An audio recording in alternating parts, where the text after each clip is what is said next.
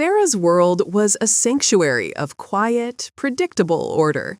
As a freelance data analyst, she made her living by wrestling chaos into submission. Her desk, a clean expanse of white oak, faced a large window overlooking the city. On her triple monitor display, a messy, sprawling dataset from a new client, a chaotic jumble of sales figures and supply chain logs, was slowly being tamed under her expert hands. She found a deep, profound satisfaction in the process, in cleaning the data, finding the hidden patterns, and turning the raw, screaming noise of information into a clear, elegant, and insightful story. This was her passion. This was her control. Her condo, the first piece of the world she had ever truly owned, was an extension of this philosophy. Every object had a place, every surface was clear. It was a minimalist, peaceful haven that she had worked incredibly hard to afford, a fortress against the messy unpredictability of the outside world. The first crack in that fortress appeared in the form of a car. She was taking a break, stretching her back and gazing out the window when she saw it. A sleek, black Jaguar, a predator of a vehicle, was parked in the spot directly below her window. Her spot, #3B, the one she paid an extra $150 a month for in the building's secure garage. It was an indulgence, but a necessary one for a woman who often worked late and valued the security of a designated, well-lit space. Her first reaction was simple, logical annoyance. A new neighbor, probably. A mistake. She scribbled a note on a piece of thick, cream-colored paper, her handwriting neat and clear. Welcome to the building. Just a friendly heads up, this is a reserved spot, #3B. The visitor parking is at the far end of the garage. It can be a bit confusing at first. Thanks, your neighbor in 4B. She went down and tucked the note, friendly and non-confrontational, under the Jaguar's gleaming wiper blade. Problem solved. Order restored. The next afternoon, as she was leaving for a rare in-person client meeting, she saw that order had not, in fact, been restored. The Jaguar was still there, a silent, arrogant testament to its owner's indifference. Her polite note was gone. A hot flush of anger, sharp and unwelcome, prickled her skin. This was no longer a mistake. It was a deliberate act of rudeness. With a frustrated sigh, she backed her own sensible sedan out of a temporary spot and drove to the far, dimly lit end of the garage to park in one of the visitor spaces, feeling like an interloper in her own home. When she returned that evening, she saw him. A man was walking from the Jaguar toward the main elevator. He was tall, impeccably dressed in a tailored suit that probably cost more than her car, and handsome in a sharp, predatory way. He moved with an unhurried, confident grace, the kind of man who was accustomed to the world rearranging itself to his preferences. Sarah took a deep breath. She hated confrontation, but she also hated being taken advantage of. "Excuse me," she called out, her voice sounding smaller than she would have liked in the echoing concrete garage. The man turned. He had piercing blue eyes and a smile that was both dazzling and completely devoid of warmth. "Can I help you?" he asked, his voice a smooth, deep baritone. "Hi, I'm Sarah, your neighbor in 4B, she said, trying to keep her tone friendly. "I think you might be in my parking spot, 3B. I left a note yesterday." "Ah, yes, the note leaver," he said, the smile never leaving his face. "Alistair Finch, a pleasure." He made no move to apologize or offer an explanation. "Terribly sorry about that. The garage is a bit of a maze, isn't it? I'll be sure to sort it out with the building manager." His apology was so smooth, so utterly insincere, it was more insulting than no apology at all. He had not mistaken the spot. He simply did not care. He gave her a final, dismissive nod and then turned, disappearing into the elevator, leaving her standing by her car, fuming. For the next 3 days, the Jaguar remained in her spot. It was a constant, gleaming symbol of her own powerlessness. Each morning, she would drive to the visitors section, her anger a cold, hard knot in her stomach. She filed a complaint with the building management, but the apathetic manager just sighed and said he would have a word with Mr. Finch, a promise that clearly had no teeth. She felt trapped. The rules, it seemed, were only for people like her. The crisis exploded on a Friday morning. She had a crucial meeting with a new high-value client across town. She came down to the garage, her presentation loaded onto her laptop, her mind focused. She walked to the visitor section and stopped dead. Her car was gone. In its place was a dark, greasy oil stain on the concrete. A profound, sickening sense of violation washed over her. Had it been stolen? She saw the sign then, the one she had walked past 100 times, its words suddenly seeming to leap out in bright neon letters. Visitor parking, 24-hour maximum. Unauthorized vehicles will be towed at owner's expense. She had been parking there for 3 days. She ran to the security office at the garage entrance, her heart hammering against her ribs. The guard, a young man who usually gave her a friendly wave, refused to meet her eyes. "Yeah, it got towed about an hour ago, Miss Henderson," he mumbled, staring at his computer screen. "Towed? By who? Why wasn't I notified?" she demanded, her voice shaking. The guard finally looked up, his expression a mixture of pity and fear. "It was a complaint," he said, his voice low, "from Mr. Finch in 4A. He reported your car as being abandoned in a visitor spot for over the 24-hour limit. Said it was a security risk. He was very insistent that we follow the building's protocol."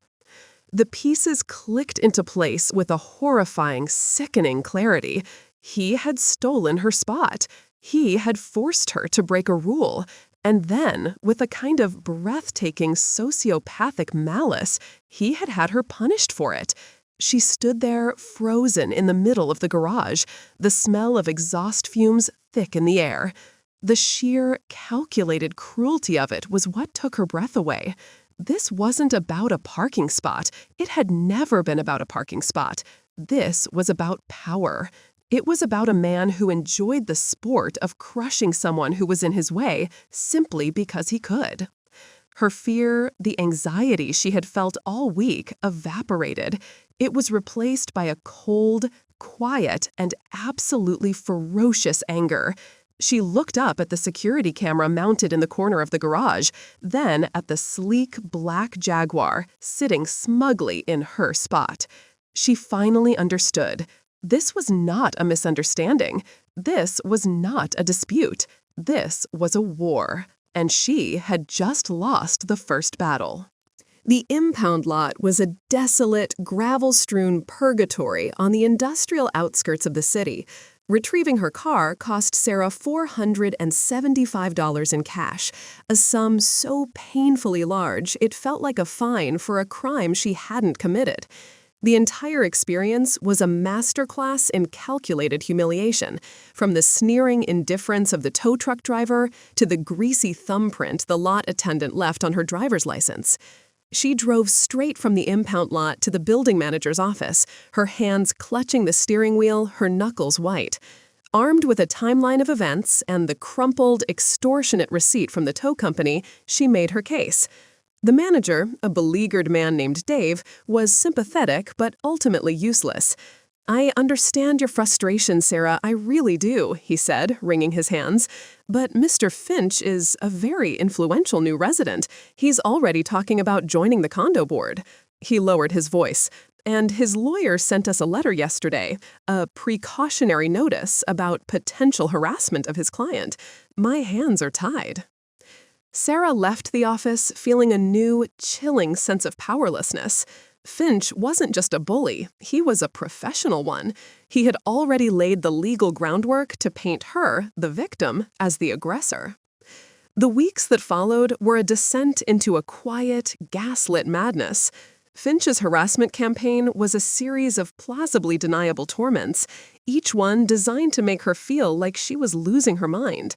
Loud, thumping music would blast from his condo at 2 in the morning, only to fall completely silent the exact moment a weary security guard knocked on his door. leaving Sarah to look like a hysterical, oversensitive neighbor. An important, time-sensitive data drive she was expecting for a client went missing from the secure mailroom, only to turn up in a recycling bin a week later, after her deadline had passed. Their encounters in the elevator were the worst. He would stand a little too close, his expensive cologne cloying and invasive, and make comments that were as smooth as they were menacing. "It's so important to be a good neighbor, isn't it?" he said once, his voice a low purr as the elevator doors slid shut, trapping them together. Bad things can happen to people who cause trouble. Reputations can be damaged. He would then smile his dazzling, empty smile, leaving her with a racing heart and words she could never repeat to anyone, because without his chilling tone, they sounded perfectly innocent. Her home, her sanctuary, no longer felt safe. She found herself jumping at every noise in the hallway, her work suffering from the constant, low-grade stress of waiting for the next incident. She felt hunted in the one place she was supposed to feel secure. The last draw came on a Tuesday morning. The night before had been particularly bad, a fresh round of phantom music that had kept her awake until 3. She was exhausted and on edge as she headed down to the garage for a critical client meeting. Her car was in the visitors section, of course. The Jaguar sat, as always, in her spot, a gleaming black monument to her daily defeat. As she approached her own car, she saw it. At first, her sleep-deprived brain didn't process it, but as she got closer, a wave of nausea washed over her. It was a scratch, but it was not an accidental scrape from a neighboring car door. It was a deep, deliberate, and vicious gouge that ran the entire length of the passenger side, from the front fender to the taillight. The metal was curled back in a raw, ugly sneer, a violent scar carved into the clean lines of her car. She reached out a trembling hand and traced the path of the key, or the screwdriver, or whatever tool he had used. The other incidents had been about psychological torment, about making her feel crazy and powerless. This was different. This was a physical violation. This was a direct, expensive, and deeply personal attack. And in that moment, something inside her shifted. The fear, the anxiety, the feeling of being a helpless victim, it did not disappear, but it was instantly and completely eclipsed by a new emotion. A cold, quiet, and absolutely lucid rage. The time for polite notes was over. The time for useless complaints was over. The time for being afraid was over. She was done playing his game. She could not beat a man like Alistair Finch at his game of charm and intimidation, but he, she realized with a sudden, terrifying clarity, had no idea how to play hers.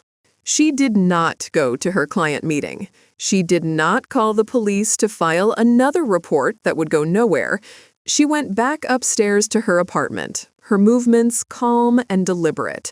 Her sanctuary had been violated.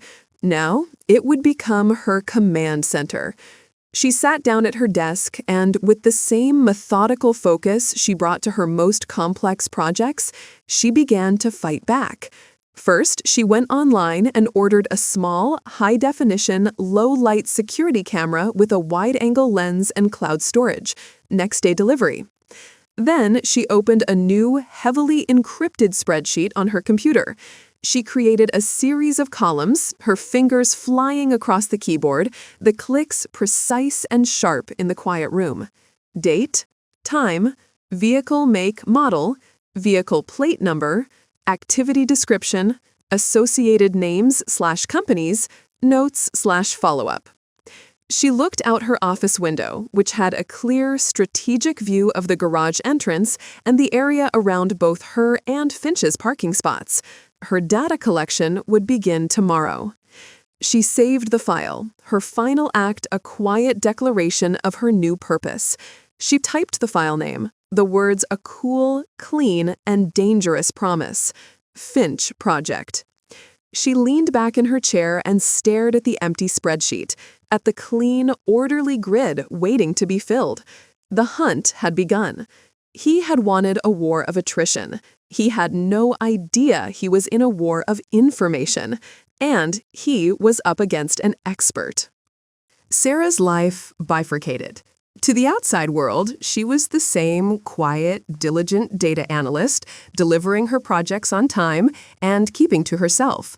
But in the quiet hours of the night, her condo transformed into an intelligence-gathering hub, and she became a different person, a patient, obsessive, and increasingly skilled amateur sleuth.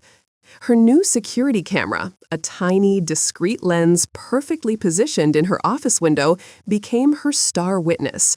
It recorded everything with a cold, impartial eye.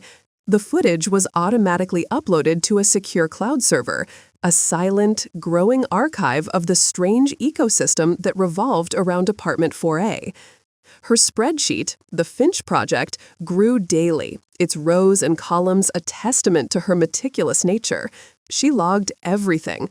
A black Mercedes with illegally tinted windows that arrived like clockwork every Tuesday at 2 a.m. and left before dawn. A rotation of 3 different luxury cars, all with out-of-state plates, that would park for exactly 15 minutes and leave. A series of large, heavy, and suspiciously generic-looking crates delivered from a company with a name as bland as a cardboard box, Global Integrated Solutions. She took the company name to the online OSINT forums she had begun to frequent. The anonymous, helpful community of amateur investigators gave her the tools she needed. They taught her how to trace the shell company back to its registration, which led to a mailbox at a strip mall in another state. They taught her how to run the license plates from her camera footage through public records databases, linking the vehicles to other, equally vague corporate entities. She was finding the signal in the noise, and the signal was a symphony of deception. She was in her element, the thrill of the investigation a powerful antidote to her fear. The project gave her a sense of control, of turning the tables on the man who had tried to make her feel so powerless. She was no longer just his victim. She was his observer. The fragmentation occurred on a cold, rainy night in her 3rd month of the investigation. A new car, a beat-up sedan, had made 3 visits in 1 week. She had gotten a clear shot of the license plate and the driver, a man with a hard, pockmarked face. After some digging in a public court records database, she found him. His name was Vincent Gallo. It wasn't just a name. It was a 9-page rap sheet. Her blood ran cold as she read. It wasn't the white-collar fraud she had been expecting. There were multiple charges for aggravated assault, extortion, witness intimidation. One particularly ugly charge for assault with a deadly weapon had been pleaded down to a lesser offense. The abstract data on her screen, the timestamps, the license plates, the shell companies, suddenly became terrifyingly real. This wasn't a game. This wasn't a satisfying puzzle to be solved. Mr. Finch was not just an arrogant bully or a sophisticated con artist. He was a man who associated with violent, dangerous criminals. And she, a freelance data analyst, had been secretly spying on him, filming him, and building a detailed file on his entire operation for 3 months. A wave of pure, paralyzing terror washed over her. Her sanctuary, her command center, suddenly felt like a trap. The camera in her window no longer felt like a tool of empowerment. It felt like a massive, life-threatening liability. Every creak in the hallway outside her door, every passing car on the street below, sent a jolt of adrenaline through her. What had she been thinking? This was insane. She was a civilian, and she had just stumbled into the middle of an organized criminal enterprise. She scrambled to her computer, her hands shaking, her one overwhelming instinct to delete everything. The spreadsheet, the video files, the research, burn it all. Take the camera down, pretend she had never seen anything, move out, disappear. The risk was too great. The project that had made her feel so powerful now made her feel like a target. In her panic, her fingers shaking too badly to type, she grabbed her phone. She needed to talk to someone who could understand, someone outside of the anonymous world of the forums. She called Jenna. Her friend, a sharp, savvy journalist who had covered the city's crime beat for years, answered on the second ring. "Hey, you!" Jenna's voice was warm and cheerful. "What's up?" "Jenna, I'm in trouble," Sarah whispered, her voice a raw, ragged thing. "I'm in really big trouble." In a frantic, tumbling rush, she told her everything. The parking spot, the towing, the key scratch, and then the investigation, the camera, the spreadsheet, the shell companies, and finally, the discovery of Vincent Gallo and his violent past. "I'm in over my head, Jenna," she finished, her voice cracking. "These are dangerous people. I should just stop. I should delete everything." There was a long, stunned silence on the other end of the line. When Jenna finally spoke, her voice was completely different. The cheerful warmth was gone, replaced by the focused, serious tone of a reporter who had just been handed the story of a lifetime. "Okay, wow," Jenna said, her voice low and intense. "So he's not just a world-class jerk, he's a legitimate scumbag." She paused. "Sarah, listen to me very carefully. Do not delete anything." "But I'm scared, Jenna. What if they find out?" "That's why you have to be smart," Jenna insisted, her voice a splash of cold, clarifying water. "You are past the point of being scared. You are at the point of having leverage. You have to stop thinking like a victim and start thinking like what you are. You're an investigator. What you have isn't just a problem, it's a story. And more importantly, it's a case. This isn't a random collection of scary facts. It's evidence. Organized, time-stamped, corroborated evidence. You have the power to take him down, but you have to do it the right way." Jenna's words were a lifeline, a complete and total reframing of her reality. The fear didn't vanish, but for the first time, it felt manageable, like a chaotic data set that could be organized and controlled. You're not a victim, you're an investigator.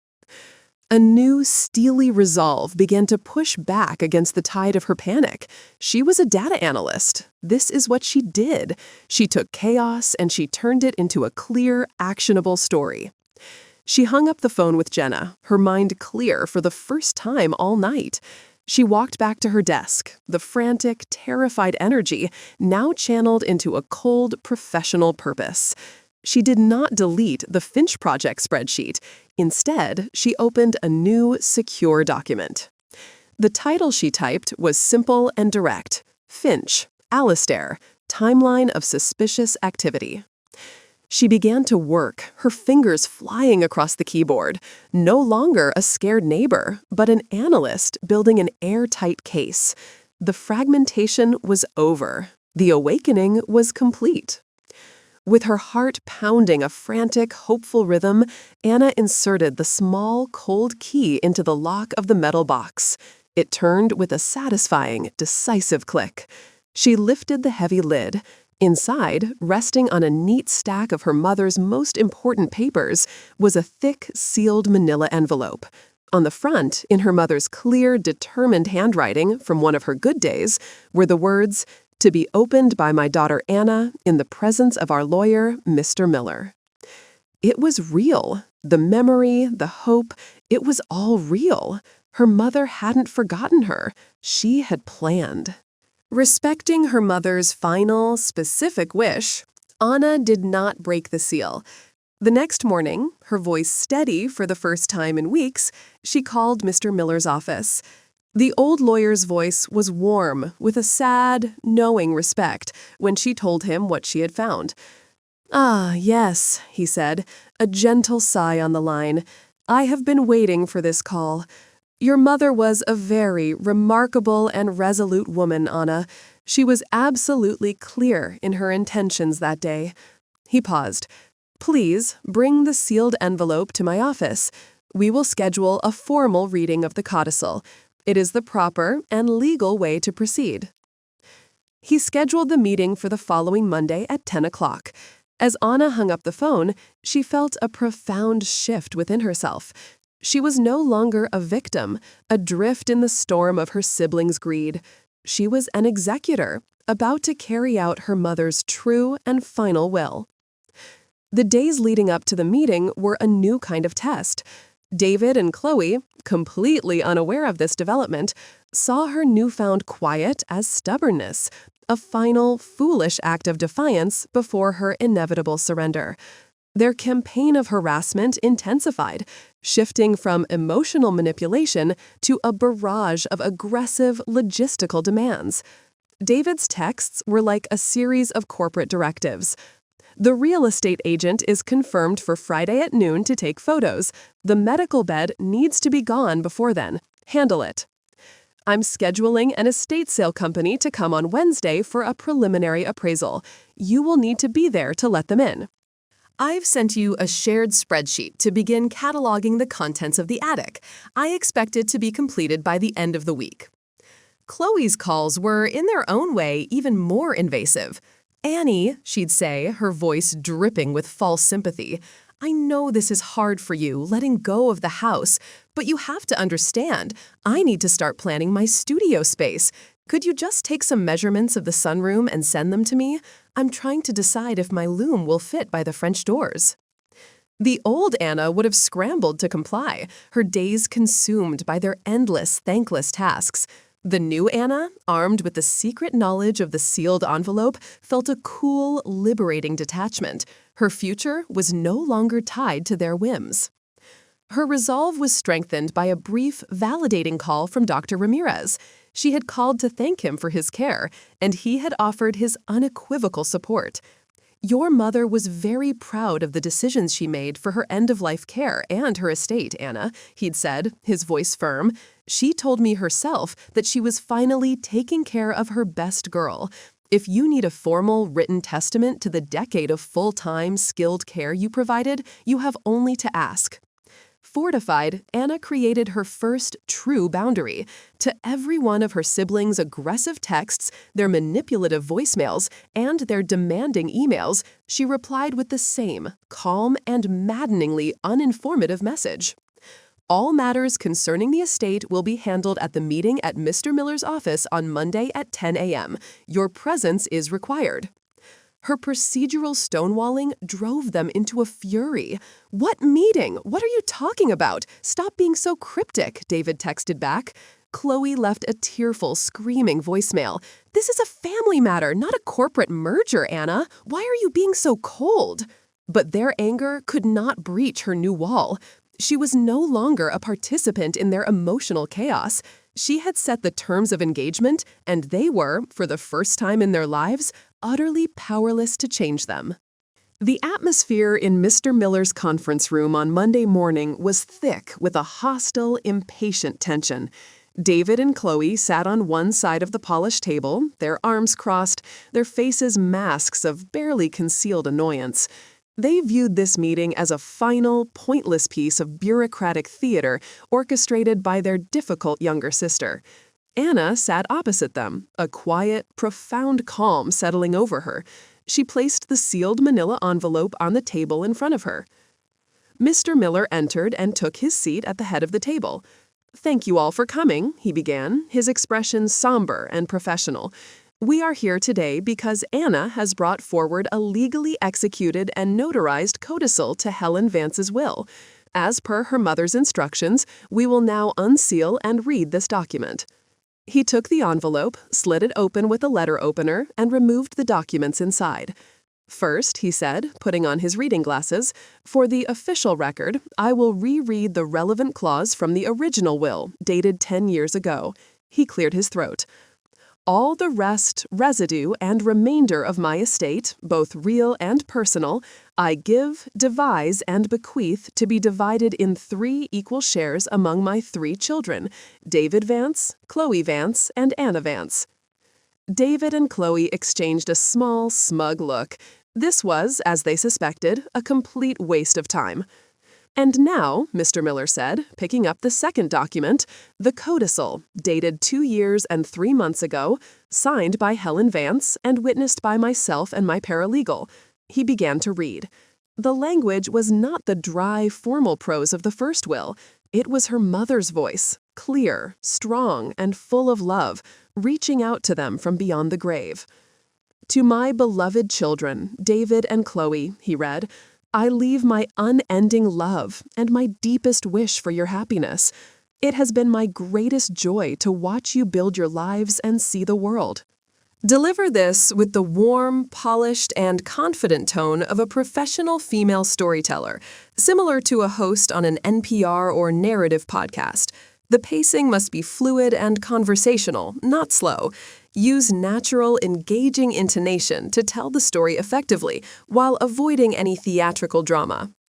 He paused, then continued, his voice taking on a new, solemn gravity. "To my daughter, Anna, I leave my deepest gratitude. For the final 10 years of my life, as my mind and body failed me, she was my constant companion, my nurse, my protector, and my memory. She sacrificed her own youth and her own career to allow me to live my final years in dignity and peace in my own home. This was a gift of a value that can never be truly calculated. Therefore, it is my final and most fervent wish to amend my will as follows." David and Chloe were no longer looking smug. They were leaning forward, their expressions hardening into a mixture of confusion and alarm. Mr. Miller read the final, legally binding clause. "Before the division of any residual assets of my estate, as laid out in my previous will, I direct my estate to first compensate my daughter Anna Vance for 10 years, defined as 3,650 days, of full-time, skilled caregiving labor, calculated at the fair market rate for a licensed home health aide in this state. Furthermore, the estate is directed to reimburse her in full for all documented out-of-pocket expenses related to my care during this period." When he finished reading, a stunned, ringing silence filled the room. David and Chloe were staring at him, their faces a mask of disbelief. Mr. Miller put down the document and looked at them over the top of his glasses. "I have, as per your mother's instructions filed with this document, drawn up a preliminary accounting," he said, his voice flat and professional. "Based on state averages for 24-hour, skilled, in-home care, minus a conservative estimate for room and board, and including the documented expenses Anna has provided from her records, the initial compensation owed to Anna from the estate is estimated to be approximately $485,000. He let the number hang in the air, a monstrous, beautiful, and devastating sum. The silence was broken by a strangled gasp from Chloe. David's face was a mottled, unhealthy shade of red. They had been completely and totally outmaneuvered, not by their quiet, dutiful sister, but by the mother they had dismissed as senile and irrelevant. They both turned to stare at Anna, their eyes filled not with understanding, not with remorse, but with a pure, unadulterated, and impotent fury. The inheritance they had flown home to collect, the inheritance they had already spent in their minds, had just vanished, legally and irrevocably redirected to the sister whose life of sacrifice they had so casually and cruelly dismissed as free rent. The war was not over. It had just entered its final, explosive stage. The stunned silence in Mr. Miller's conference room lasted for precisely 10 seconds before it was shattered by a sound of pure, disbelieving rage. "This is a fraud," David shouted, his face a dark, mottled red. He shot to his feet, his chair scraping violently against the polished floor. "She was a sick woman. You," he snarled, pointing a trembling finger at Anna, "you took advantage of her. You isolated her, you whispered poison in her ear when she was confused, and you tricked her into signing this theft." "I'll sue," Chloe shrieked, her face a mask of ugly, tearless fury. "We'll contest this. We'll prove she wasn't competent. We will drag you through every court in this state, Anna. You will not get away with this." They were a storm of accusations and threats, their combined fury a palpable force in the room. The old Anna would have been obliterated by it, would have shrunk in her chair, apologizing for a crime she didn't commit. But the woman who sat there now was not the quiet, dutiful caregiver.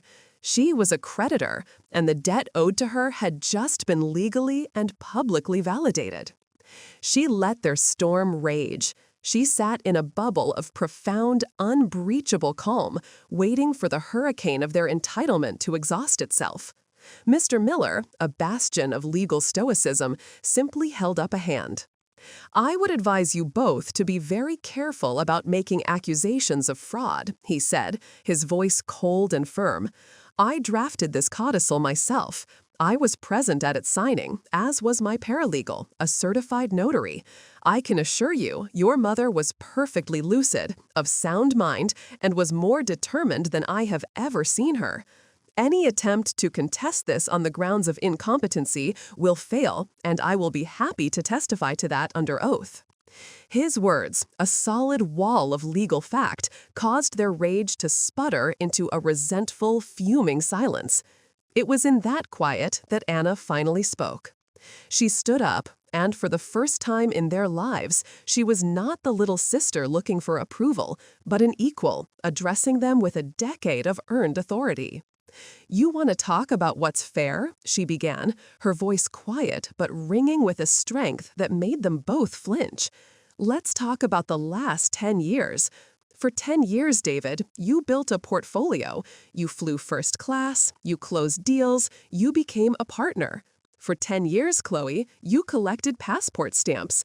You found yourself in Bali and Peru and Spain. You built a brand based on your freedom." She paused, her gaze moving from one to the other, pinning them in place. "For 10 years, I changed bed sheets. I pureed food. I learned the difference between agitation and pain. I administered medication at 3 a.m. I held our mother's hand while she forgot my name.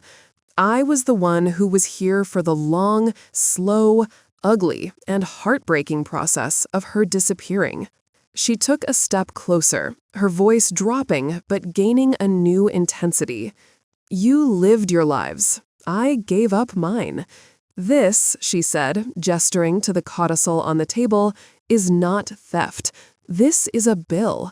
It's my mother's final accounting. It is repayment for a debt you never even acknowledged, let alone offered to share." They were stunned into silence, not by anger, but by the raw, undeniable truth of her words. She saw the flicker of shame in their eyes, quickly extinguished by their greed. Before they could regroup and launch a new attack, she delivered the final strategic blow that she and Mr. Miller had prepared. "You have 2 options," she said, her voice as calm and clinical as a surgeon's. "Option 1. You accept the terms of the codicil as it is written. The estate is settled, I am compensated, and you split what little remains. It will be clean, and it will be over." She looked directly at David, the man of numbers and risk. "Option 2. You contest it, and if you do, I will instruct my lawyer to perform a full forensic audit of the last 15 years of our mother's finances. We will subpoena your bank records. We will account for every gift for a condo down payment, David. Every loan for a trip to Europe, Chloe. Every penny she gave you to fund your lavish lifestyles while I was here paying for her prescriptions out of my own pocket. That process will take years, it will be incredibly expensive, and I assure you, when your final shares are calculated against the money you've already taken, you will be the ones who owe the estate. The choice is yours." It was a perfect, beautiful checkmate. They were caught. They knew, better than anyone, how much money they had bled from their parents over the years. An audit would not just be financially ruinous, it would be a public record of their lifelong parasitism. David was the first to break. The cold, hard calculation of a man who knows he has been outmaneuvered washed over his face. He slumped back in his chair, defeated. Chloe just stared at Anna, her expression a toxic mixture of hatred and disbelief. She had been beaten, By Anna, the quiet one, the doormat. Anna stood up. "My lawyer will be in touch with yours to finalize the paperwork," she said, her voice final. She didn't wait for them to speak. She turned, gave Mr. Miller a small, grateful nod, and walked out of the conference room. She left them there, trapped in the wreckage of their own greed. She walked out of the building and into the bright, indifferent sunlight, feeling the 10-year weight lift from her shoulders. She was alone, and she was free. Respecting her mother's final, specific wish, Anna did not break the seal. The next morning, her voice steady for the first time in weeks, she called Mr. Miller's office. The old lawyer's voice was warm, with a sad, knowing respect, when she told him what she had found. "Ah, yes," he said, a gentle sigh on the line. "I have been waiting for this call. Your mother was a very remarkable and resolute woman, Anna. She was absolutely clear in her intentions that day." He paused. "Please bring the sealed envelope to my office. We will schedule a formal reading of the codicil. It is the proper and legal way to proceed." He scheduled the meeting for the following Monday at 10 o'clock. As Anna hung up the phone, she felt a profound shift within herself. She was no longer a victim, adrift in the storm of her siblings' greed. She was an executor, about to carry out her mother's true and final will. The days leading up to the meeting were a new kind of test. David and Chloe, completely unaware of this development, saw her newfound quiet as stubbornness, a final, foolish act of defiance before her inevitable surrender. Their campaign of harassment intensified, shifting from emotional manipulation to a barrage of aggressive, logistical demands. David's texts were like a series of corporate directives. "The real estate agent is confirmed for Friday at noon to take photos. The medical bed needs to be gone before then. Handle it. I'm scheduling an estate sale company to come on Wednesday for a preliminary appraisal. You will need to be there to let them in.